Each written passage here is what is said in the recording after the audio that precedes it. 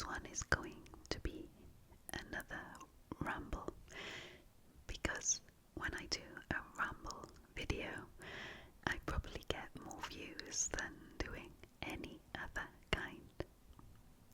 So ramble it is, but I'm going to ramble around a theme. And if you follow me on TikTok, then you probably can guess the theme, because I've been talking about this subject for 28 days over on TikTok, and the theme is worry. Yeah, worrying. And I know I am a lifelong worrier, trying really hard to manage it. And I know from doing these TikToks that an awful lot of you are worriers too. And I think watching or listening to ASMR, which I do myself, because it helps me to stop worrying. And if I wake up in the middle of the night and the thoughts start escalating, and then I find it so difficult to go back off to sleep, So I pop my earpods in and tune into some of my favourite ASMR artists, and inevitably I fall asleep.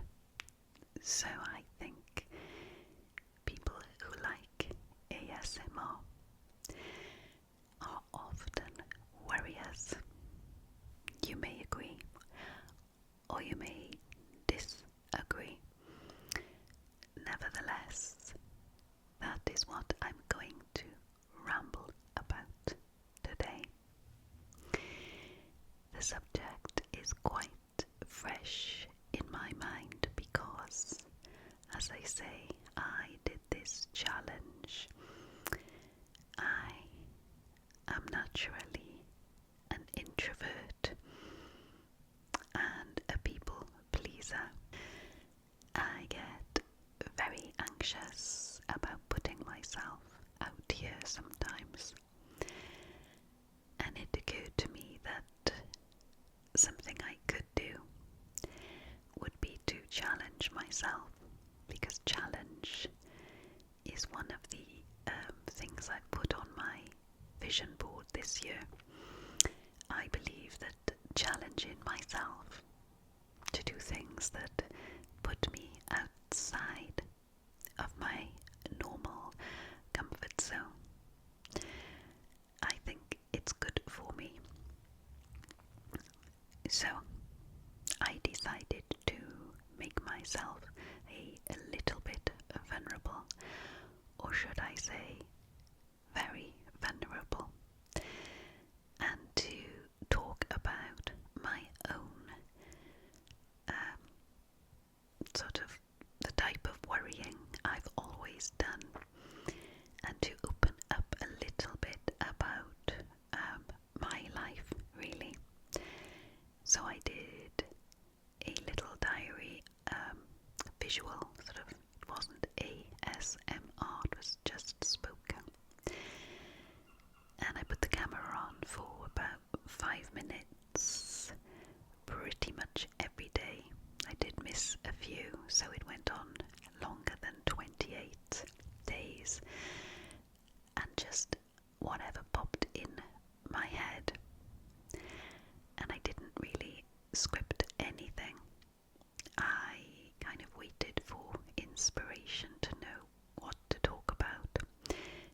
So it was really 28 days of rambles. And if you're on TikTok and have seen those, then you'll know what I'm talking about. But I've really found it so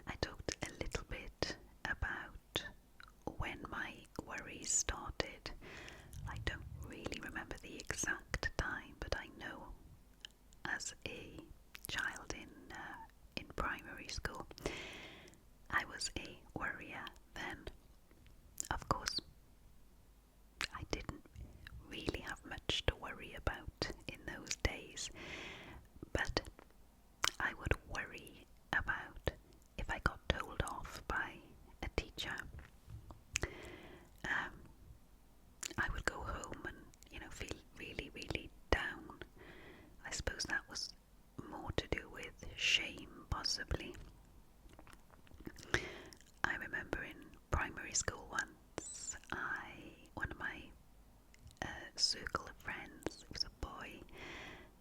We were playing chase or something, and I pushed him hard and he fell, grazed his face, and it happened on a Friday. And I went home. He went to see the nurse, I think, and had TCP probably put on the scratches. And he cried a lot, and I was so embarrassed by what I'd done. And I went home that night and I told my mother what I'd done.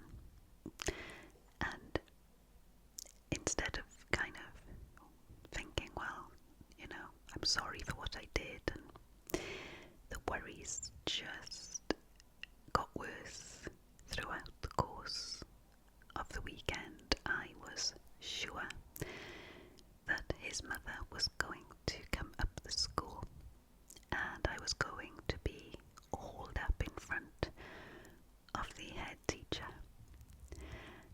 And I was so worried.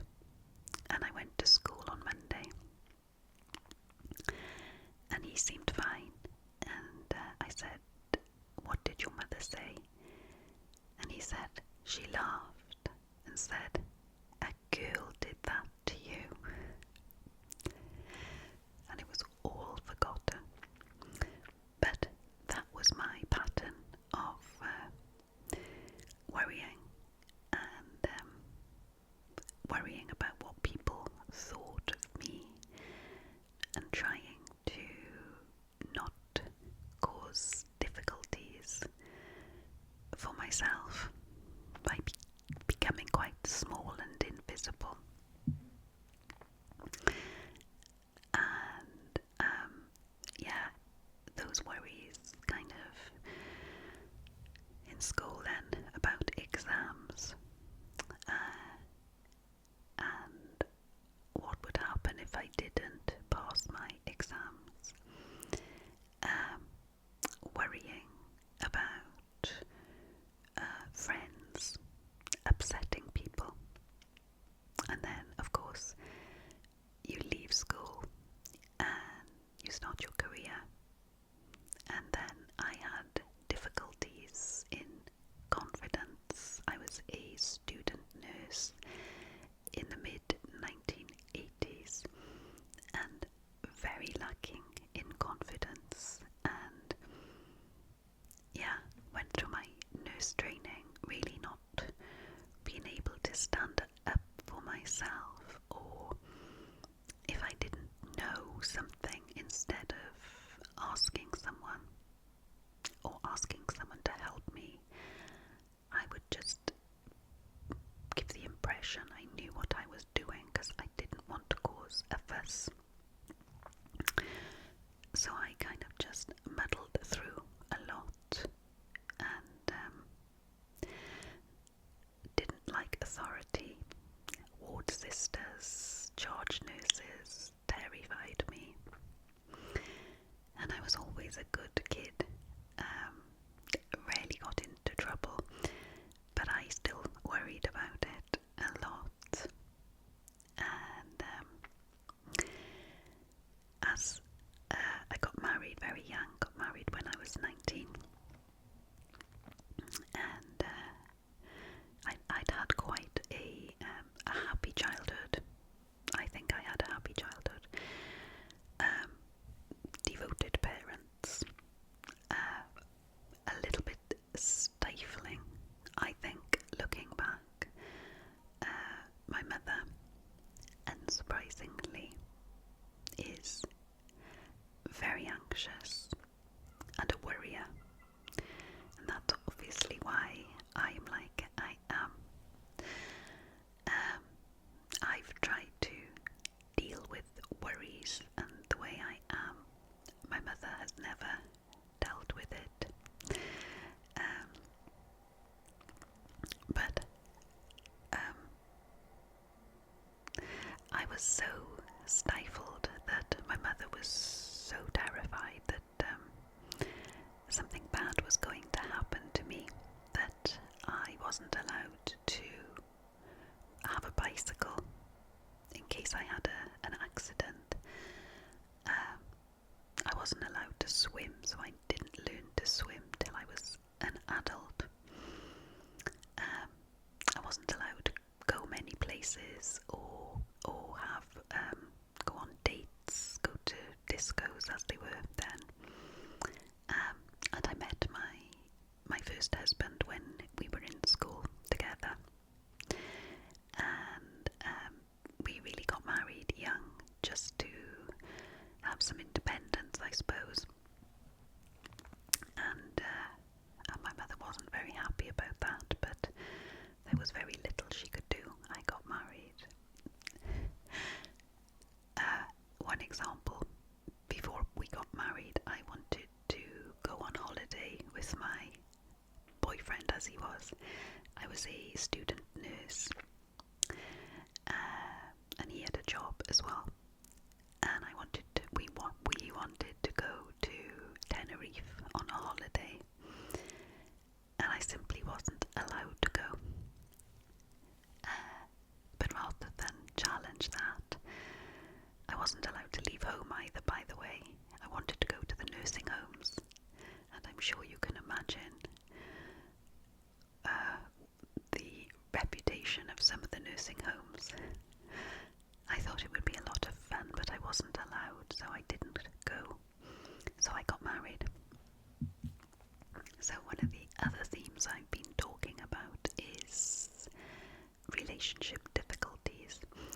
I got married at 19, had my son, and we were married a number of years, but sadly, and probably unsurprisingly, that marriage didn't last. We're still good friends now. We've obviously grown some distance between us, but we are okay together.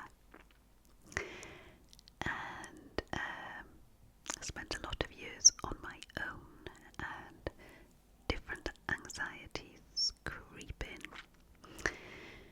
And as well as being a worrier, I think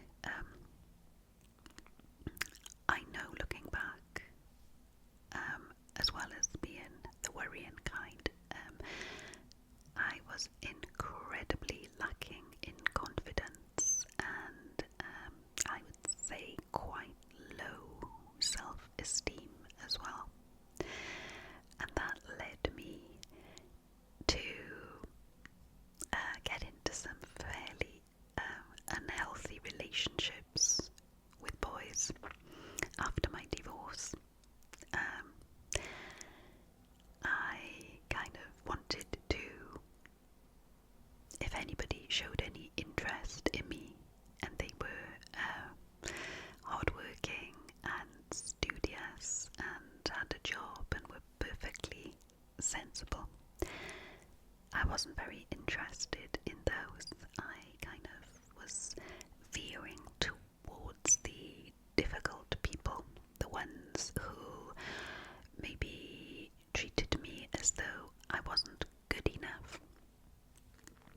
And the pattern was that I would try and earn their love by making myself able, deserving of them. So crazy. And I worked hard to please people who really were not very good to me. And the more I was kind of treated quite coolly, the more effort I would put into the relationship, and I would make myself unwell, and I would start getting skin breakouts, and I lost an awful amount of weight because, of course, if you're with somebody who doesn't value you, they are never going to value you. It was a very harsh lesson, actually, and I spent quite a few years chasing bad relationships, and I look back with regret at the respect I had for myself and the low regard I had. I would never allow people to treat me like that now. And I wonder if this is something I had to go through to value myself. I don't know, life is quite strange. I do believe that life is a journey and we are here to learn lessons, and those lessons are very hard sometimes. And I guess sometimes we learn from mistakes and pick up and carry on, and sometimes we keep making the same mistakes. And that was certainly the case, I think, with me and relationships. And I got married again. Whirlwind romance. Literally within a year we had met, married, and I was expecting. And he was a real clever person, a go-getter, hugely ambitious. And I just thought that this is it. We'll be together forever. He's my knight in shining armour. We had my daughter, so I had a son and a daughter. And yeah, that relationship unfortunately did not work out either. So yeah, 2 divorces and a very wounded heart. And yeah, as you all probably know if you've followed me for a while, I'm married again now, 3rd marriage to my lovely husband Richard. We've been together 10 years, married 7 years ago, and he's my, my rock, so lovely. But I've been through 2 painful marriages, and that's been hard on the old confidence and worrying. All those years I was on my own. All sorts of different worries crept in. Career worries. I had a reasonably successful career. I left nursing. I was in nursing 15 years and then went into medical sales and had really good success in that. But again, my lack of worth, I suppose, and my desire to get myself wrung out to please people. So the more difficult bosses I had, the more I would sacrifice and give of myself, not to get in trouble with work, a fear that I would lose my job or that the boss would be unhappy. And I was in sales, and you'd get monthly sales figures, and for many years my sales did well, and I'd get a bonus and all was well. But there were a few jobs that sales were difficult environment, and I didn't hit target, and that was a very painful time, because if you weren't hitting targets, then the boss would be quite pressuring and coming out for more visits and demanding answers, and that really became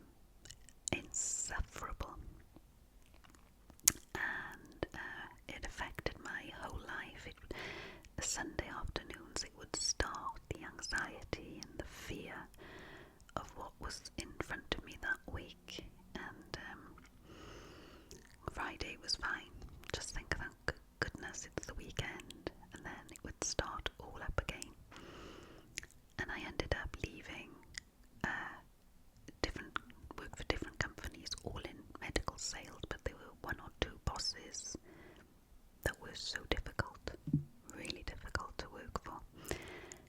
And I left both jobs, 2 jobs, without another job to go to. Things had got so toxic in work, and because I was the sort of person who couldn't stand up for myself or defend myself, I would just back down and say, yes, I'm not right for this, and leave. And because I didn't have a job to go to, and I was on my own with a mortgage and 2 children, fortunately I had built up savings or money that I could live on, and I always got another job. But this gap on my CV became a problem as well, because when I went for future interviews, they'd always want to know why the gap, and I always felt like such a failure to say that I'd left because I was in a toxic environment and it wasn't working out. Well, I couldn't say that, so I would usually say it was for a career break for children, anything rather than the truth that the company I was in was toxic. So yeah, masking feelings and putting on a show, putting an act on in work and in relationships, trying to please other people and not be a problem for anyone was the pattern for me. And as I say,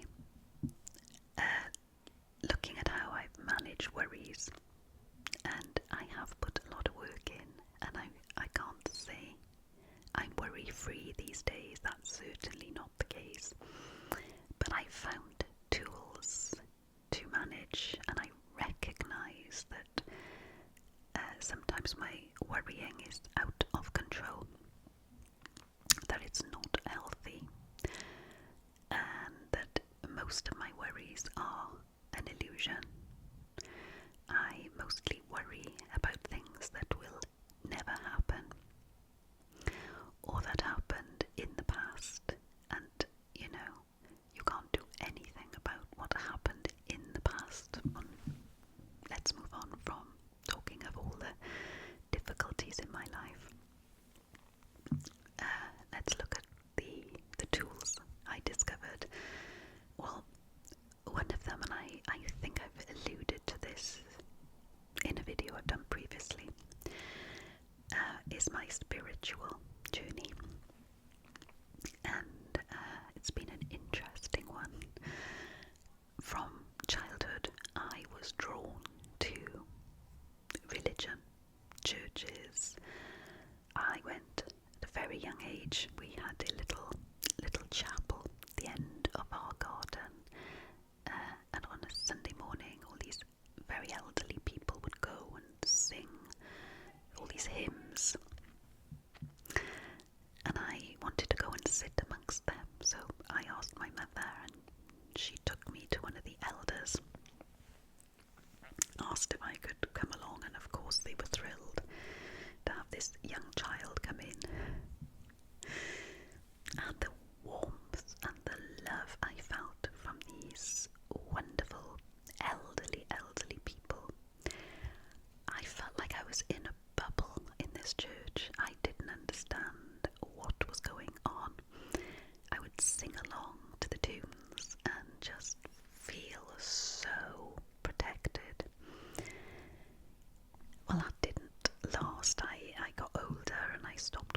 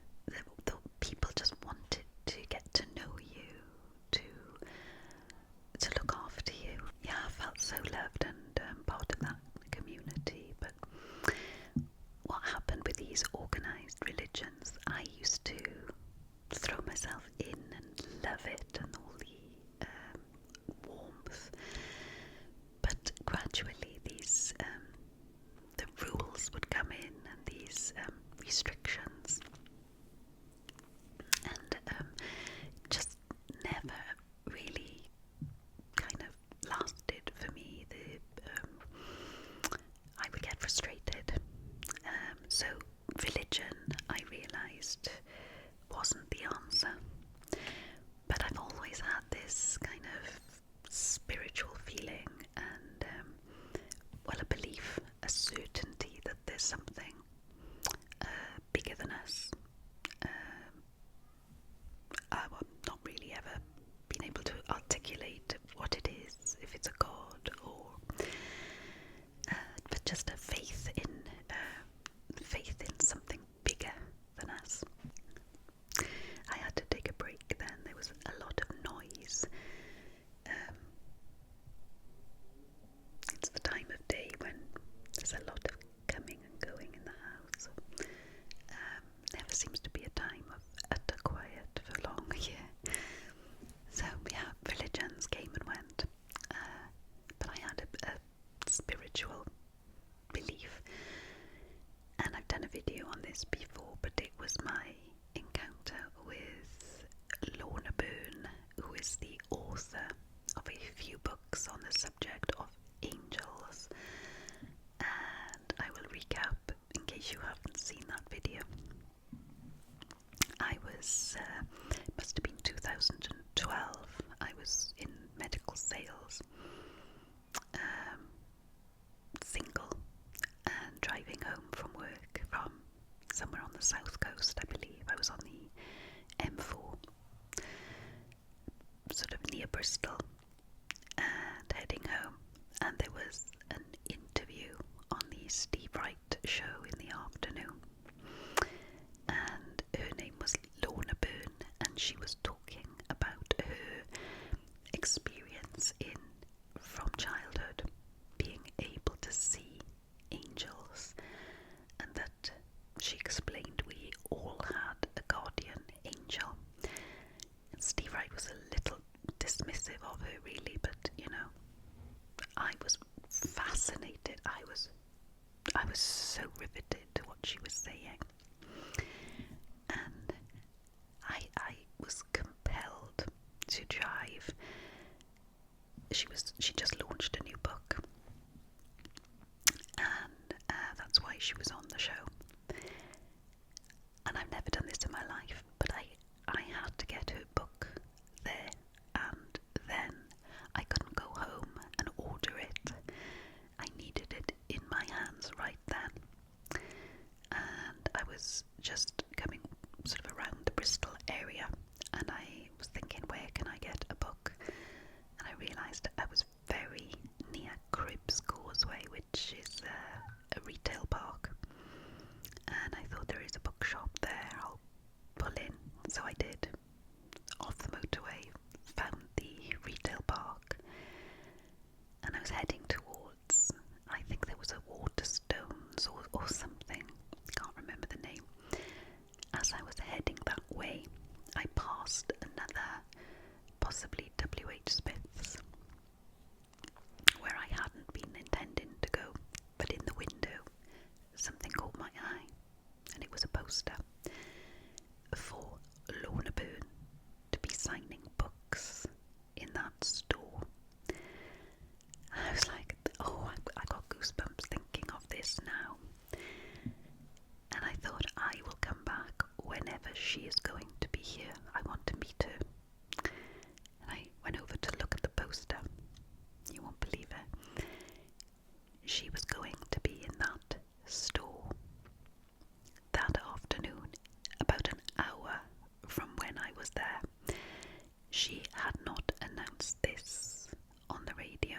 To all intents and purposes, she was speaking live on the radio.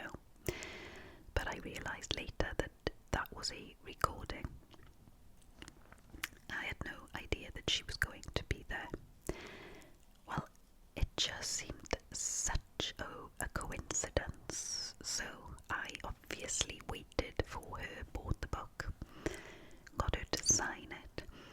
And yeah, she said, I see your guardian angel, but its wings are covered, so there's nothing it needs to say to me at the moment.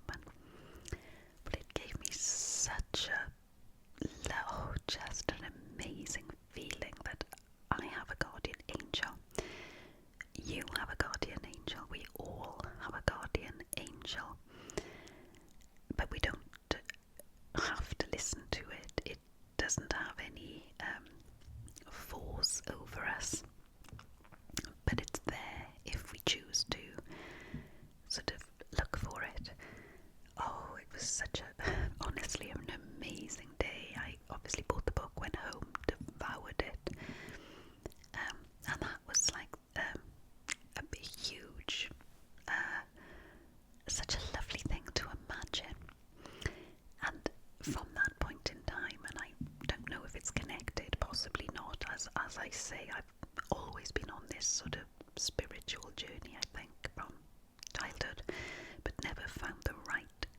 exact fit anywhere. So yeah, the thought that there were guardian angels sort of fitted with my belief in this higher power. And then from that point on, I've done lots of sort of reading up, videos. I read a lot of Louise Hay books on, and watched a lot of YouTube with all Eckhart Tolle and all the really big spiritual thought leaders. And now I don't have an answer, I'm afraid, if that's what you were holding out for. Maybe no answers, but a definite belief that I have a higher power and that it guides me. And I believe this guide, guardian angel, universe, whatever you want to call it, will guide us. And I believe my life has been guided, and that gives me a lot of reassurance and really does help when I'm worrying. And I believe knowing an answer sometimes when I have a problem or a worry, the answer's not always obvious, but I know I'm training myself to listen to this guide, which is very often a gut feeling. I think that's essentially what it is. You probably know yourself when something is the right thing, or something you've got a burning desire to do. But I think life today, society, and the way we are educated, the way, as I say, society generally, and the media as well, we are kind of trained to look away from our inner guide, and we're trained to believe that the government knows best, or politicians know best, or specialists know best, and we're looking away from these innate principles. But it's something I am fascinated in, and that has really helped, as I say, my worrying in that, I don't know if it's,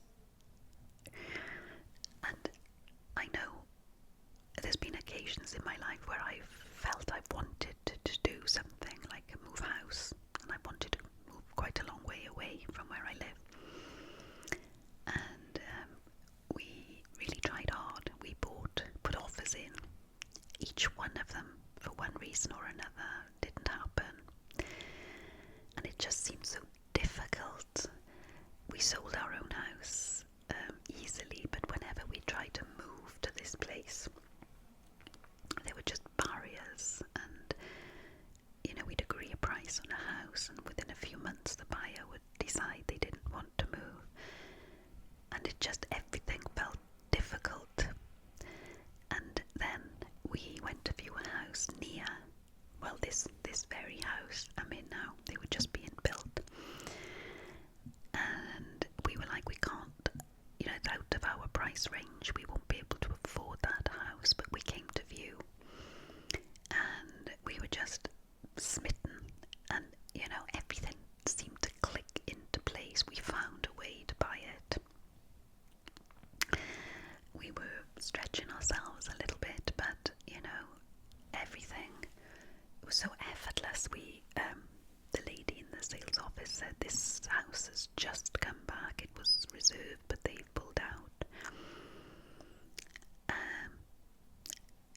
We put a deposit down, and that was it. We were in within 3 months, and here we are. And I'm so glad we're here, because my daughter had a baby.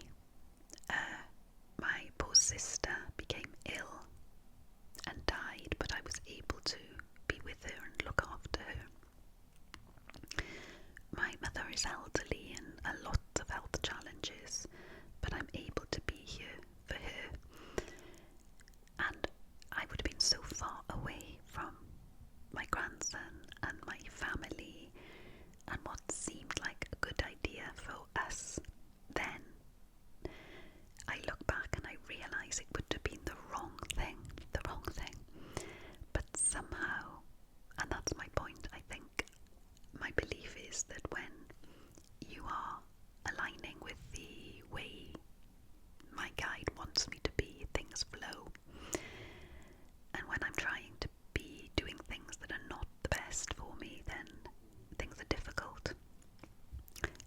guess the same with relationships. And that, I'm going to stop now because I've been talking a long time, and you're probably all fast asleep. And if you are, that's good, because that was my mission, help you relax. But if by any chance any of you are awake and mildly interested in my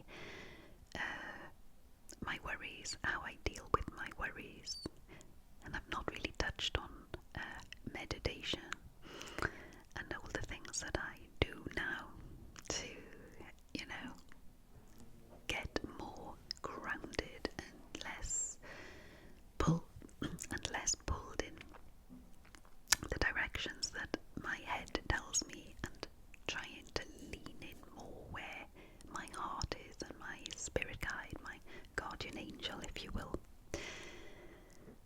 And that's my current journey, and it's something I want to talk about, and I feel compelled to share with you as well. And if it's of interest, I have, as I say, done this series over on TikTok. I'm talking about it here today, and I probably will revisit. I've talked on TikTok about a number of resources I've used, and I've read the book here on YouTube, and it's on my playlist.